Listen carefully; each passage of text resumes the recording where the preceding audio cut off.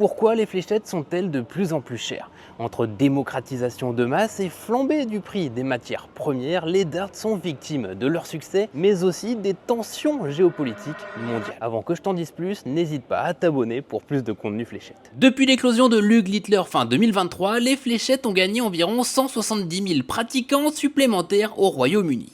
En France, l'équipe qui diffuse le championnat du monde a enregistré 19 millions de téléspectateurs sur l'édition 2025. Et la hype ne s'arrête pas là puisqu'elle pousse les ménages à investir dans des cibles et dans des fléchettes. Par exemple, Target, l'équipementier de Lug Littler, est passé d'un chiffre d'affaires à 17 millions à 222 millions d'euros en seulement 4 ans. Le Financial Times explique également que le public est plus jeune qu'avant, transformant les fléchettes en véritable marché mondial. Et forcément, qui dit sport tendance dit plus de marketing, plus de demandes et des prix qui montent, mais ça n'explique pas tout. Loxley Darts, une marque fondée en 2020, a choisi la transparence pour détailler l'augmentation de ses coûts de production. En cause, la flambée du prix du tungstène, le principal matériau utilisé pour fabriquer le barrel des fléchettes modernes. Le tungstène, c'est un métal dense qui va te permettre d'avoir des fléchettes fines et lourdes, et sur la cible, c'est plus simple pour faire des triple 20.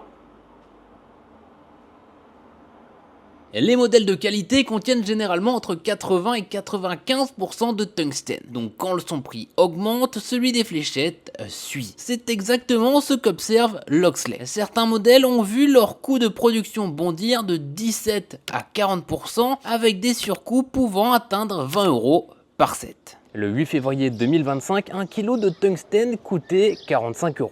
Aujourd'hui, il tourne environ autour des 160 et au printemps dernier, il a même dépassé les 300 €. Résultat, certaines marques augmentent leur prix tandis que d'autres suppriment carrément les références de certaines fléchettes. Selon Reuters, les conflits géopolitiques et le réarmement de nombreuses puissances ont fait exploser la demande en tungstène, un métal utilisé notamment dans les munitions et les équipements militaires. Ajoute à ça les restrictions chinoises sur les exportations et tu obtiens des prix records alors que l'offre mondiale peine à suivre. Bon, en attendant la 3e guerre mondiale, j'ai toujours mon 180 à faire, c'est parti. Merde le vase.